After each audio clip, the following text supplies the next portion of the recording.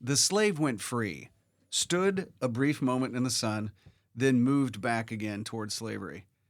That line was from W.E.B. Du Bois, writing about Reconstruction decades after the Civil War. Hits like a punch in the gut. So today we're going to ask what happened during that brief moment in the sun that Du Bois described. How did a war that destroyed slavery end with a South that was rebuilt on white supremacy and a constitution rewritten in ways that still shape Supreme Court cases and political fights today? And maybe just as important, we'll ask, was Reconstruction doomed from the start, or was it abandoned? Right, and this is going to be an important question for us to decipher. We're going to follow the arc in order to answer it. We're going to kind of follow the hope of emancipation and the Freedmen's Bureau following the Civil War. We're going to talk about the transition from Lincoln to Johnson and the very different ideas of what reunion would look like. We're going to jump into Radical Reconstruction and the rise of black political power, followed by a violent backlash of redemption in the South and the rise of Jim Crow. Let's get into it.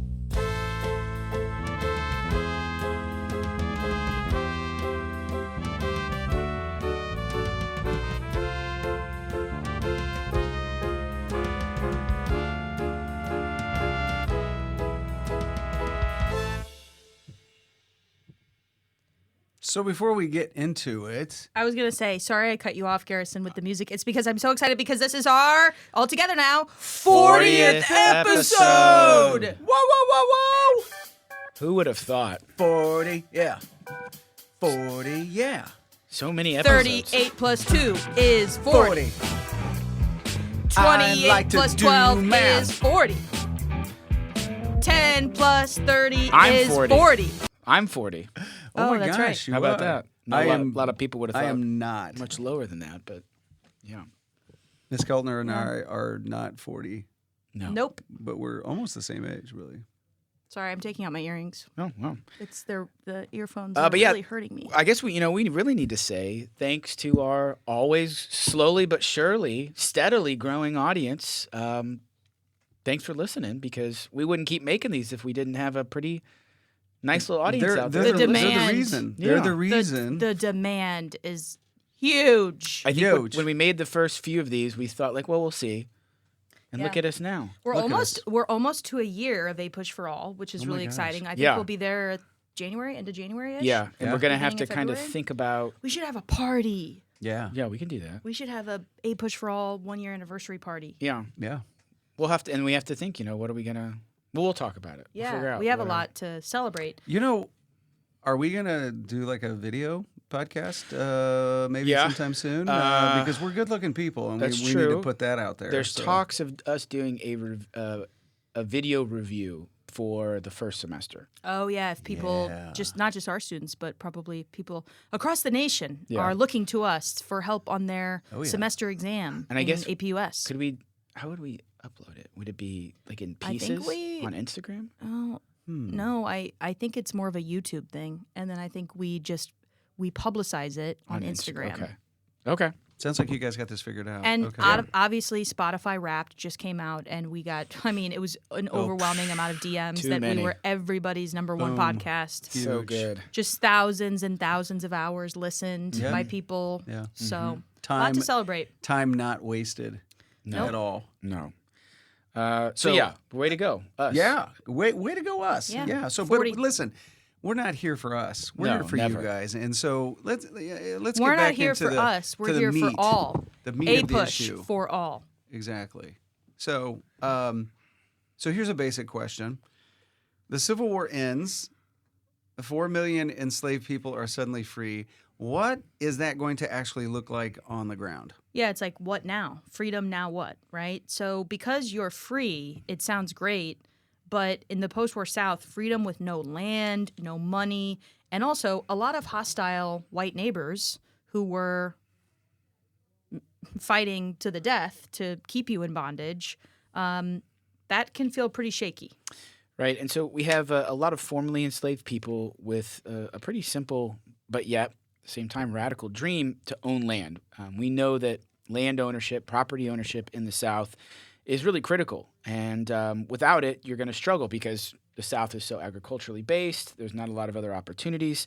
But if you could get your own little piece of that dream, the idea of 40 acres, you're not just free in name. Now you're economically independent, and that's why this phrase "40 acres and a mule" becomes such a powerful idea after the war. People really believed that if you had land redistribution, this might become a reality. I mean, it goes all the way back to life, liberty, and property, right? So enter the Freedmen's Bureau, this federal agency created in 1865 to specifically help formerly enslaved people and Southern refugees transition out of slavery. It's trying to do a million things at once. It's about food. It's about legal help. It's about labor contracts. It's about schools, and crucially, dealing with the aforementioned land question. Yeah, and despite kind of the chaos of all these things that they're trying to cover, it does do real good. And the Bureau is going to help reunite families who'd been sold apart under slavery. Black parents are starting to place information wanted ads in newspapers for their family members, for their children, and they're walking miles in search for people that they had lost years earlier. Churches and schools start to pop up with the Bureau support and with Black community leadership. So the Bureau is a great step in the right direction, but the question remains, what about all these plantations, these hundreds of thousands of acres of land that were once owned by these powerful planter class that rebelled and tried to start another country? What do you do with all this land? And for a moment, it looks like the Bureau, the Freedmen's Bureau, is going to be able to confiscate and take control of much of this land. And there's plans and promises that freed people might get access to this. But and this is one of the first early moments where Reconstruction starts to stumble a bit, most of that land would ultimately be returned to ex-Confederate owners, and it's going to slam the door on what could have been a revolutionary land reform. Yeah, it looks great on paper, but in execution, it's going to be really problematic. So you've got this tension. Will the United States actually build a new South that includes Black land ownership and political power, or are we going to just patch the old system back together without slavery's legal name attached?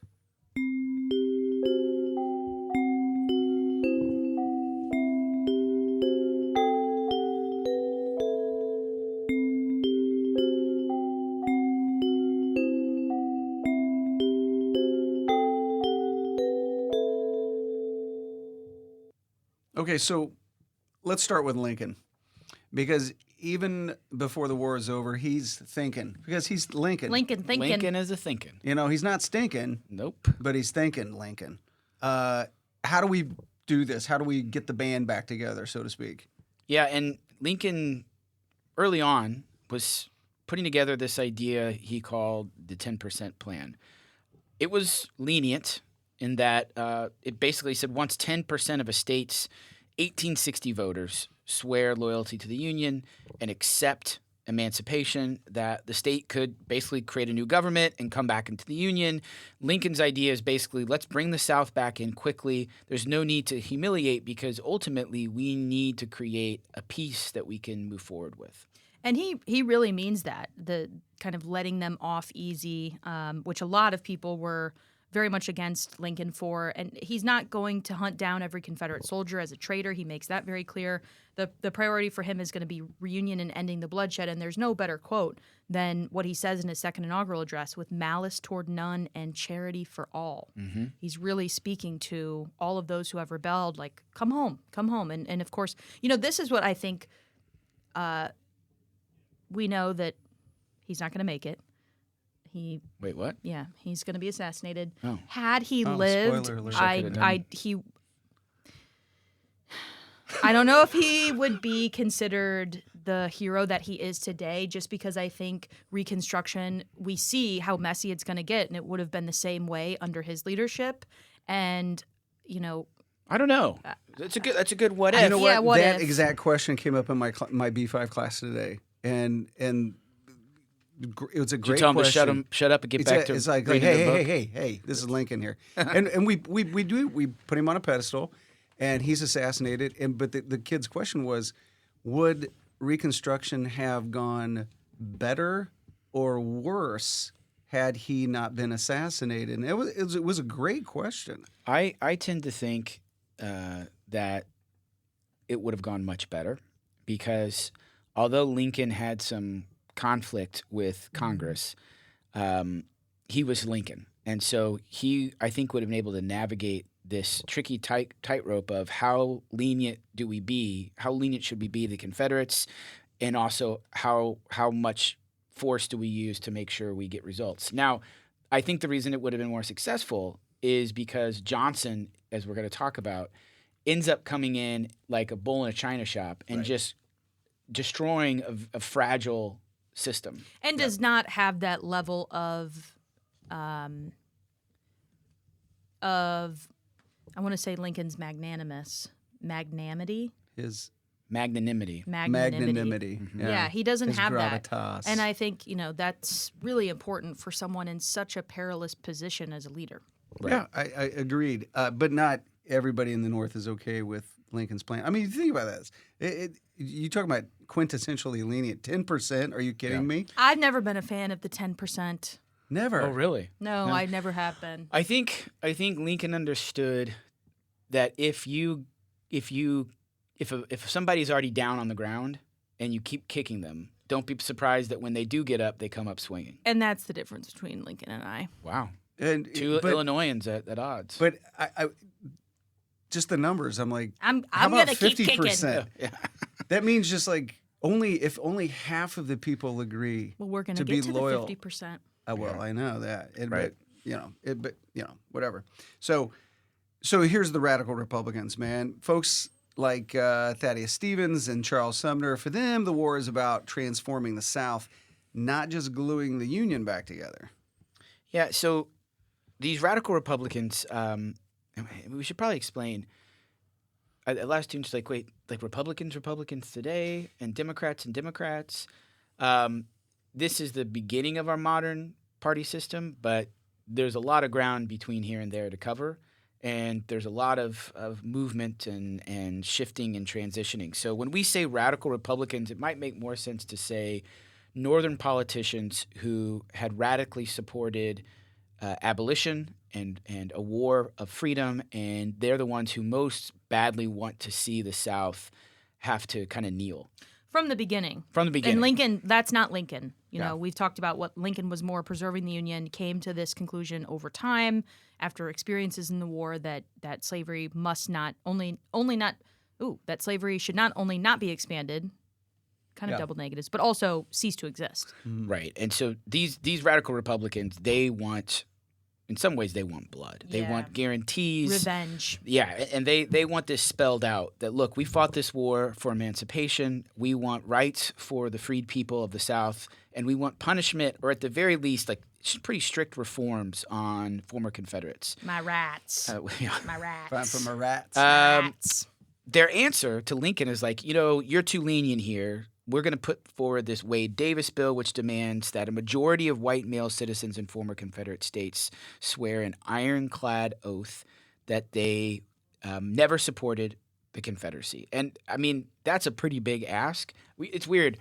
When someone says, like, give me your oath, today people don't blink at it. But back then, to sign a piece of paper, put your name to an oath was a huge, huge deal. Honor, it questioned your honor and, Right. and your reputation and everything like that. And Lincoln is really going to completely ignore this bill purposefully. And in some ways, that's worse than just saying no to it. So he's going to do what's called a pocket veto, where he doesn't even sign it. He doesn't even acknowledge the bill. He lets it lapse until Congress goes out of session. And so even before his death, there's this open conflict between the president's more lenient version of Reconstruction and Congress's more radical one under the direction of the radical Republicans. So while we're, struggling with that, we get the ultimate what if American history. We were talking about this earlier.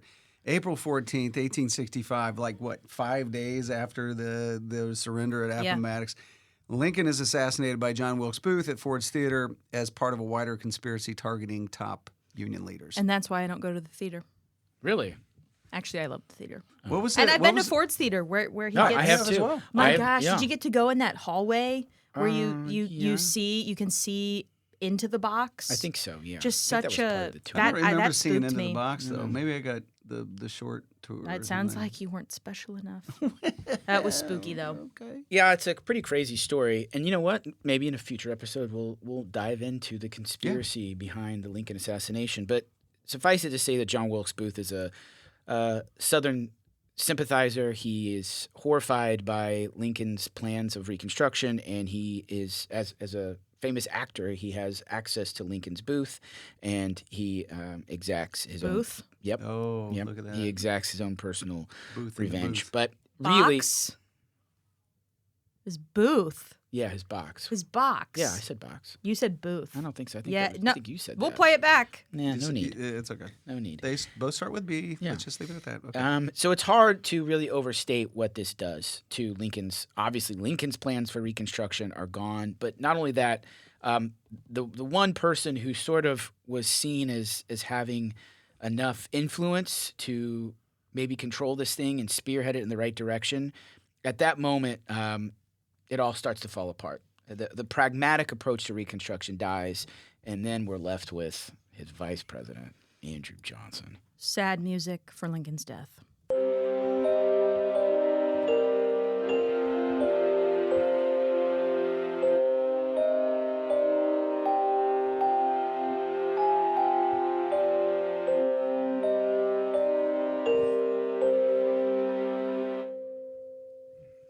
Okay, so his vice president. Ugh, Who- I hate him. What a guy. Who is this Andrew Johnson? I think he's the worst president in American history. Wow. Many people would agree with that. Worst president ever. That's what I think. That's bold. It is bold. Bold. But I don't think it's that far from the truth. Yeah. So Johnson, confusingly, this confused my students. He is a Southern Democrat for Tennessee. What's this guy doing as the vice president? I guess that's just another example of Lincoln's pragmatism, right? Yeah, absolutely. Lincoln knew that if he brought in someone who was quite different from him, who represented a different set of people, that it would make his presidency more encompassing and more representative. Lincoln was always a big fan of those types of actions. So the problem, though, is when Lincoln dies, I don't think that was ever part of his equation. His plan? His plan. Johnson steps in, and Johnson cares not at all for black equality. He is a friend, really, of many of the wealthy planters in the South, and he believes that the South should remain a white man's government. I mean, he's a deeply, deeply racist individual.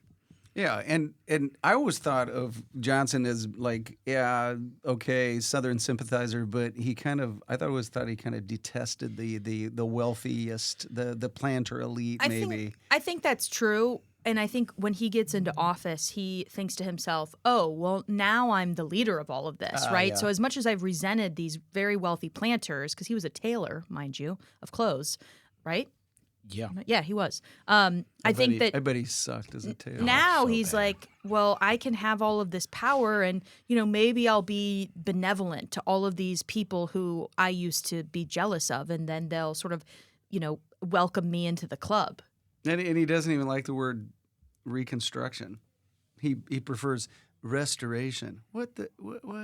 As in, like, restore the Union as quickly as possible, like with no strings attached, with power back in the hands of white Southerners. And he starts handing out these presidential pardons to ex-Confederates like it's Halloween candy. And former Confederate leaders are quickly back in office. And as these Southern governments reconstitute themselves under his very lenient policies, they start writing a very scary new set of laws called the Black Codes. Yeah, these black codes are a big answer to that question, what does freedom look like? And Southerners now feeling like they have a friend in the White House, they're going to say, well, not very free at all. In Mississippi, for example, freed people without written labor contracts could be arrested as vagrants and then hired out, basically forcing them into these chain gang labor systems on plantations. So it's slavery, but just under a different name. Mm-hmm. So the picture here is pretty brutal. Slavery is outlawed by the 13th Amendment in language, but Southern legislatures are racing to rebuild white control over black labor and black movement. It's like they're trying to recreate slavery's outcomes without actually saying the word slavery. And the 13th Amendment, I think it's important to note, came out of Congress. It ended up so it's sort of a legislature procedure that then has to be approved by the states. But yeah, like you say, it's written in laws, but then it has to be enforced. And who is responsible for enforcing that would be the executive branch of the government, led by the president And the guy who Andrew Johnson. the guy who thought that the 13th Amendment was going to be a tool that he could use, Lincoln, Right. he's not around to even see it. Right. So Northern Republicans, those radicals that we mentioned, they're watching this and they're thinking, wait a second, we just fought this massive war. We passed the 13th Amendment. This is truly supposed to be the moment of the new birth of freedom. And what are you doing? Right. And this is where Congress basically says to Andrew Johnson, "You done. You done driving, son. Pull over." I'll take the wheel. And this basically is going to lead to a massive, epic showdown, what we call congressional or radical reconstruction. That phase begins to take shape because now Congress is going to pass things like the Civil Rights Act of 1866. They're going to override Johnson's veto of this and basically say there are civil rights for Black Americans, full stop, right? They want to move to put it all into the Constitution to make this permanent, and that's where the 14th Amendment, which is going to define citizenship and equality under the law, comes to take shape. And just so we understand and appreciate how important these Reconstruction amendments are, historian Eric Foner, who's probably the historian on Reconstruction, he called the 13th, 14th, and 15th Amendments a kind of second founding, if you will, that this is the second coming of the spirit of 1776 of the United States. And basically, the Constitution is going to be remade by these amendments to address slavery, citizenship, and voting rights in ways that the original framers never did. So if you're tallying these up, Wait, hold on. I misspoke. I'm sorry. The second founding of the 1780s. 1776 was the Declaration of Independence. My gosh. We knew what you meant. Yeah, That's sorry. okay. Okay, Yeah. go ahead. Yeah. Tell us what they are. Constitution Declaration, isn't Yeah. it the same thing? Yeah. No, it's not. It's not. Okay, It's not. I have this said that I've had to say that multiple times in class. So, 3 big steps. 1, you're free. 13th Amendment abolishes slavery.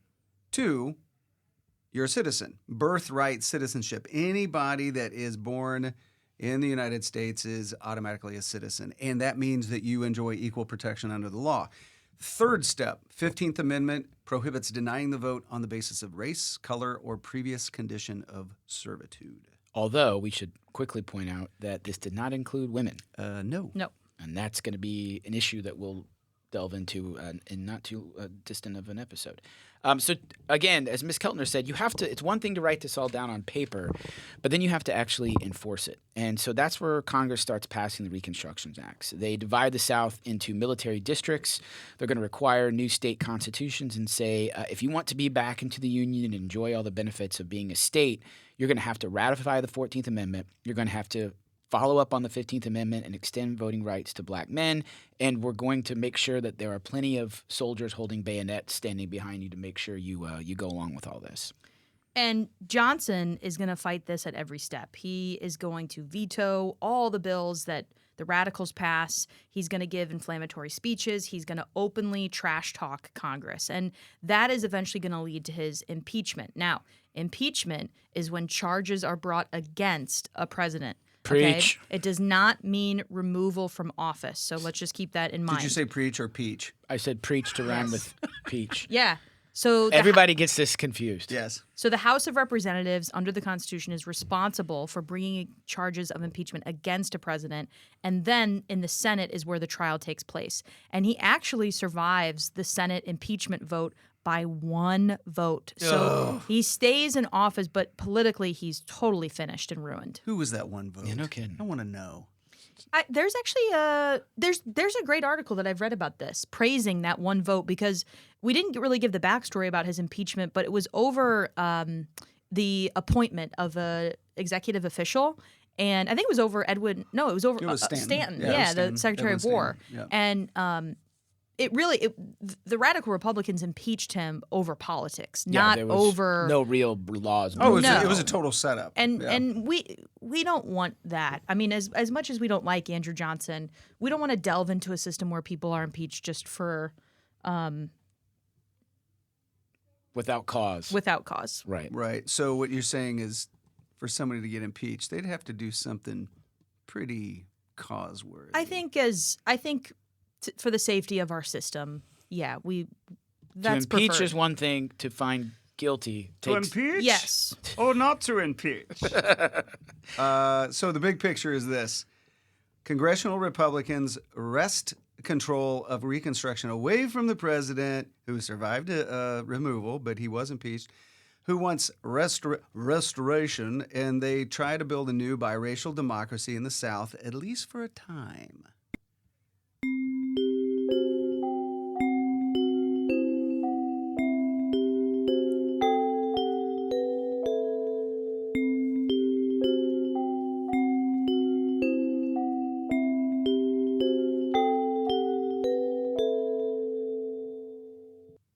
All right, let's talk about these new governments. Actually, what they look like on the ground, because this is where the myth and reality really clash. Yeah, and if you've ever heard Reconstruction described as a period of quote unquote quote corrupt black rule, that is incorrect. It is the old and racist, we should say, Dunning school interpretation that historians like Du Bois and then later Eric Foner absolutely demolished through their works. In reality, Reconstruction governments are some of the most democratic in Southern history. I mean, up to that point, you hadn't really seen anything like this, with black men voting and holding office, 2,000 black office holders elected across the South, very powerful senators, United States senators like Hiram Revels and Blanche K. Bruce from Mississippi. I mean, this is really impressive stuff. And it also is going to freak out a lot of white Southerners who heretofore position themselves on the top of the social hierarchy. So they invent these labels, carpetbaggers, for Northerners who came south, or scalawags. Right. Have you guys seen the new Knives Out movie with Benoit Blanc? No. Daniel But Craig. you can playing- tell you're doing his Benoit Blanc. you know what? I'm this the over-the-top Southern accent. It's you good. know, So It's good. For white Southerners who, you know, these are the people who cooperated with Reconstruction, and man, were they detested. The words are meant to paint them as greedy or traitorous, but many are genuinely trying to build schools, expand rights, and actually modernize the region. Speaking of schools, this is huge. This is a monumental change, and Reconstruction governments are going to help create the first state-funded public school systems in much of the South. So for black communities, education becomes almost a sacred project. And if we remember Frederick Douglass, the number one thing that he needed to get to achieve his freedom was an education, was the ability to read. So people who had been denied this literacy are now, they're crowding into classrooms of all ages, just so hungry to learn all of this. Remember, black Southerners aren't just passive recipients of all this policy. They're the ones driving these changes. They serve in constitutional conventions. They found churches. They buy land whenever possible. They carve out spaces for their families. And freed people are going to search desperately to reconstitute some of these relationships and community that they had lost under slavery. They're going to formalize marriages that slavery had never legally recognized. And they're going to insist that freedoms mean control over their own labor. But, there's always a big but in history, we have to talk about the economic trap here, and that is sharecropping. Right. And with land mostly still in white hands and credit systems very much rigged against newly freed peoples, many of them end up as sharecroppers. And so how this works is they work a portion of a landlord's land in exchange for a share of that crop, which they can then go sell at market, hopefully to make their wage, basically. And so on paper, it's a contract between free people, but in reality, debt and the manipulation of these formerly enslaved people keep many of these families tied to the land in conditions that are not too far off from slavery. And not surprisingly, the Southern economy is still heavily dependent on cotton. So planters have every incentive to look for ways to lock up black labor and put that labor back into the fields. And this economic continuity becomes a powerful force dragging against social and political change. So let's bring in Ulysses S. Grant. We know him as the Union General, but what kind of president is he during Reconstruction? Sorry, I was looking at Are You you were here? deep in thought. No, I said I- Grant, you're like, Ulysses. whoa. Hey. let's just be transparent. We are getting close to Oh, okay. minute 30. You're wasting time. And I just wanted to see what okay, I'm going to go. Here we go. Okay, So, okay, U.S. okay. Grant. So Grant's a complicated guy. On the one hand, his administration is full of scandals. I mean, we could do a whole podcast on all the crazy different scandals, the credit mobilier, the whiskey ring. All of this is going to damage the Republican rule and damage Grant personally. But at the same time, Grant is a really important figure in Reconstruction. Yes, and despite his many scandals, he does take white supremacist violence very seriously in a way that Andrew Johnson did not. So when groups like the KKK and various white leagues launch terror campaigns in the South, they burn schools, they attack black voters, intimidate them, they murder local black officials. Grant's going to push Congress to pass the Enforcement Acts, sometimes called the KKK Acts. And these allow federal troops and prosecutors to go after these groups and protect black voting rights. And for a while, it will work. Federal actions breaks up parts of the Klan, and there are moments where you can really see what a more equal South might look like. But the momentum doesn't last because economic issues like the Panic of 1873, it's going to shift Northern focus. Long story short, it becomes this idea of Reconstruction fatigue, where many Northerners are like, look, we won the war, we destroyed the KKK, and now we're more worried about railroads and our own economy. We don't want to really have to focus so much about what's happening in the South. And Southern white Democrats, they capitalize on that. They're going to call themselves redeemers, as if they're coming in and redeeming the South from this horrible situation that they've been under since the war ended, since the 2,000 black political officials have been elected across the South. And so they're redeeming these corrupt governments that have become what they have under Reconstruction. But in reality, they're just going to try to restore a system as it was. They're going to use violence, intimidation, and fraud to regain control of state governments. Right. And so elections will become, in effect, war zones. They're stuffing ballot boxes, destroying black ballots, literally shooting people at the polls. Redemption, quote unquote, is about restoring white supremacy under a thin constitutional veneer. Veneer. Word of the episode.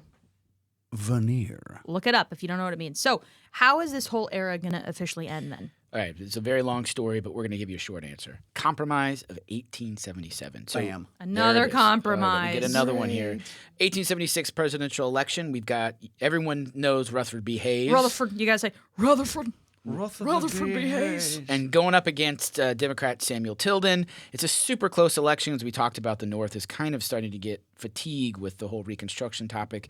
And so it's really close. It comes down to the wire. No one really knows who's won, or at least there's a lot of confusion. And there's a deal that is struck behind closed doors. Democrats basically say, look, we won't challenge this thing. We're going to throw it to the Republican as long as Hayes, once in office, agrees to pull federal troops out of the South, effectively abandoning Reconstruction governments. And for all of these compromises we've talked about, the Compromise of 1820, the Great Compromise, or the Missouri Compromise, the Compromise of 1850, and now the Compromise of 1877, it's not like there's any single written document for these. But for this one, the basic political bargain is that the White House, in exchange for the home rule of the South, so Republicans are going to remain with the White House under Rutherford B. Hayes, and the South white Southerners get to rule themselves again. And this is basically code for letting redeemers run things without any federal interference or protection. And that'll bring us back to Du Bois. In Black Reconstruction in America, he argues that Reconstruction didn't collapse because black Southerners were incapable or unprepared. Instead, he says, as I stated before, the slave went free, stood a brief moment in the sun, then moved back again towards slavery. That moving back happens because the nation withdraws its will to defend black freedom. Yeah, and in Du Bois' view, the real failure here belongs not to an individual or to a group of people, but really to the country as a whole. Because when the United States abandoned a revolutionary opportunity, they abandoned the freed people of the South who actively pursued a genuinely multiracial democracy. And despite making all this progress, the country ultimately chooses instead to compromise, effectively creating a new landscape of white supremacy. And that's a story we're going to have to tell in a future episode. Yeah, so if we zoom out, Reconstruction offered this path initially toward a multiracial democracy built on these amendments, the 13th, 14th, and 15th Amendments. Its collapse kind of led to the rise of Jim Crow. This really shows how fragile those gains were. But if we zoom back, what do you guys think? Was it a failure? Was it a success? Was it abandoned? I think it's I don't know if the right word is great, but I think it's a a big leap forward? I think it's two things. It's a moment of opportunity. It's a moment to celebrate that we should look back and say, wasn't Reconstruction this amazing story where 4 million people, as William Lloyd Garrison says, went from the auction block to the voting booth, right? That's one of the most radical revolutions in human history. And we were so close to realizing its potential. And if there's a lesson to be learned, it's what happens when you defer a dream, right? When you let go, when an opportunity is in front of you and you fail to capitalize on it. The United States missed an opportunity to seize that moment, and as a result, we've got about 100 years of conflict that we're going to have to deal with until the civil rights era of the 1960s. Yeah. Well, what an episode for our 40th. Yeah, You know, good 40th episode. We're so good. Well done. Thanks, everybody, for tuning into these 40 episodes. Here at A Push for All, we're very grateful. If you like the episode, subscribe, Spotify, Apple iTunes, YouTube, all over the place. Leave us some reviews. Send us a message on Instagram at A Push for All. Until next time, keep learning from yesterday to make sense of today.